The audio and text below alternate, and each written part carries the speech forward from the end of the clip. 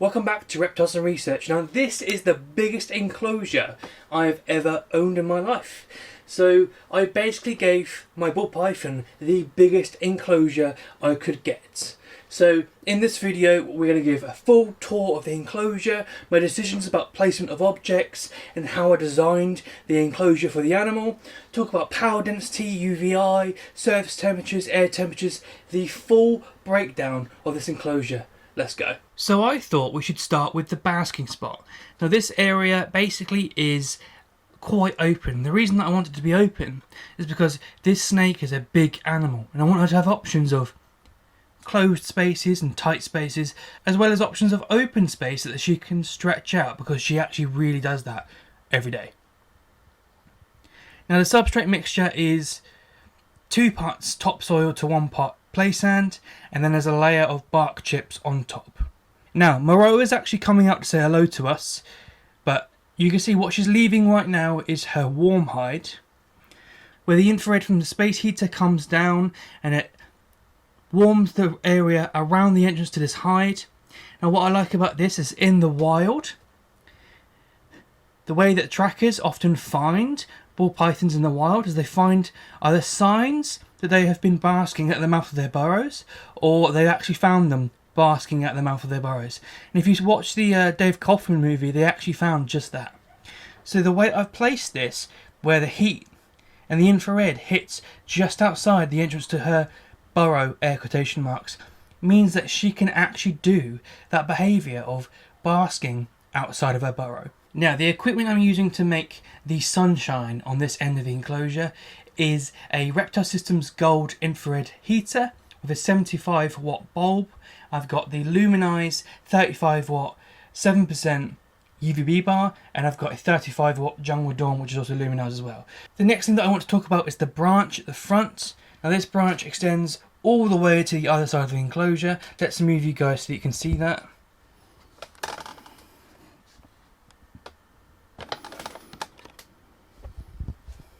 So as you can see, that branch actually goes all the way to the other side of the enclosure. So she can lift her entire body off the floor and go to the other side of the enclosure whilst climbing. Now this enclosure at the moment I feel has very limited climbing options, but that is something I'm going to have to be working on. Now I've got a huge piece of driftwood that I found at the beach outside right now, as well as some palm tree heads. So once these have had some time to weather outside and the isopods crawl out and stuff, to the point where I'm happy with it to come in, then I'm going to really spruce up this enclosure with a massive branch for her to climb on that spans the entire length of the enclosure. Are you periscoping, love? Oh, look at that, she's having a little bit of a periscope. But that branch is going to go the entire length of the enclosure. Nice big thick branch that she can lay across, and hopefully she'll bask on it as well. So this central hide is kind of half hollow. It's almost like a T-junction where she can enter in the middle here, but she can also exit to the right and go along the rest of the enclosure to the rest of the hiding areas. Now I've not seen her use this at all yet, but I'm hoping that as she becomes more familiar with the structure of her environment and where all her assets are in the habitat, she'll start to use it. I'm just going to close up this door before my ball python escapes. Sorry, love. As you can see down here, there's actually some like plant growth that is sprouting, and what I've actually done is just chucked some children's like cress seed down there. I've got the packet somewhere actually. So this is the children's cress seed that we're using. It was 99p for a bag. Cress will literally grow in like a tub of moist paper towel. So when you chuck it in the environment, even if it's just pure sand, it will grow and it'll look nice and like natural, like the undergrowth of like some plant life sprouting up. And that's really cool if you're not doing bioactive, because they're cheap to buy and they die off easily, and who cares if you do a full clean and chuck those sprouting cress out of the rest of the substrate. You just do it again next time. You're not the stuff. I think Mrs. has got a bit of FOMO going on here. Like, you aren't what I'm talking about right now, Mo. But as you can see, look at that. Sorry about the squeakiness of the fully stretched out. Would you look at that? They don't do that though, do they? Are you going to try and eat me? You're looking like you are with that S shape.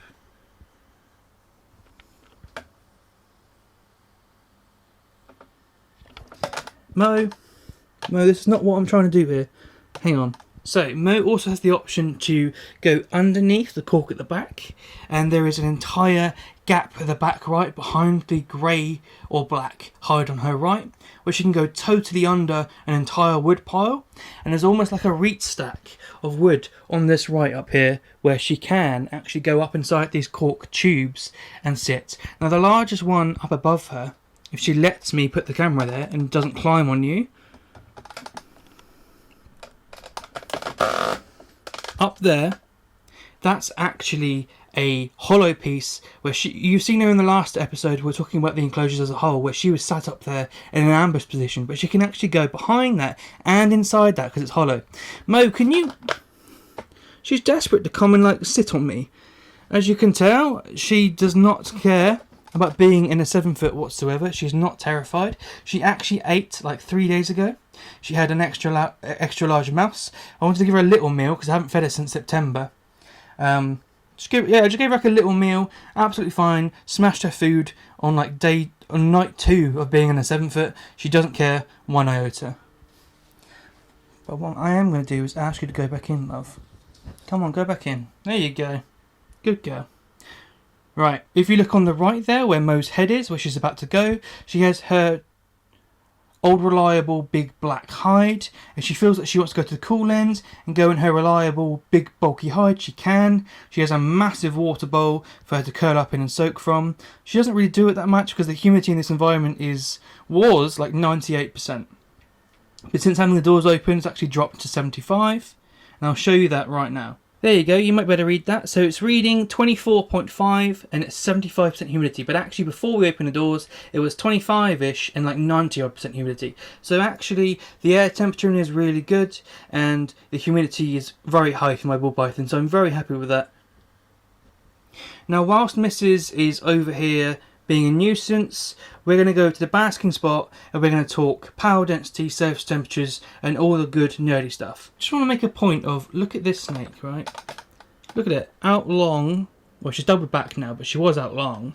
She doesn't care, she just wants to be involved. She's not terrified. If anything, she's coming towards new stimulus. I've got a big massive camera with a big massive eye on the front of it shoved in her face, and all she wants to do is come towards it. She is not terrified one bit. Firstly, what we're going to do is look at surface temperature. So, around this spot here is where this infrared is hitting nicely. So we're going to take the surface temperature. So we've got 32 degrees surface temperature. Remember, the air temperature is actually 24, 25-ish, but surface temperature is 32. So there's a huge difference between surface temperature and air temperature, but if you're a regular to the channel, you already know that. But if you're new to the channel, there's a lot of videos you want to watch on this channel. Now, Mo, are you...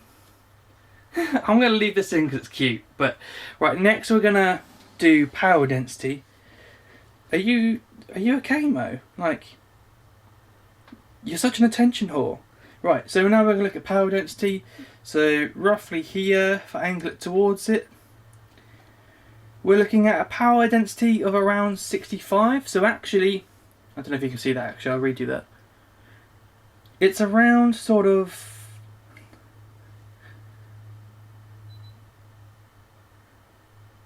yeah, around like 60 to 90-ish is where our power density is at. So actually, it's not strong enough. So what I'm going to do is I'm going to change... Mo, are you... You can't climb on it, Mo. Mo, stop it. Mo, stop it. Mo, get down. Mo, get down! Oh my god, have a word with yourself. Go back. Right, so this is a 75 watt. I think I'm going to change the bulb in the gold bar to 100 and then reassess, because that power density is actually quite low. Even though the surface temperature is good, I'm not absolutely baking the snake, but I would like her to have more if she chooses to have more of power density. So I'm probably going to up that actually. The next one I'm going to show you is UVI, and what you'll see is that the UVI is 0, and that's because Mo's UV is not on, and it has never been on while she's been in an enclosure. And the reason for that is we're going to be doing bloods. So that's something that for the future will play an impact, but for right now this snake has never experienced UV in its life. But I'm really eager to give it to her in the future. Just some things we need to do before we do that. Last thing we're going to do, again, Mo has to be star of the show, but that's fine. We're going to look at a little periscope. Adorable. Right, missus, can I put this down here without you nomming me?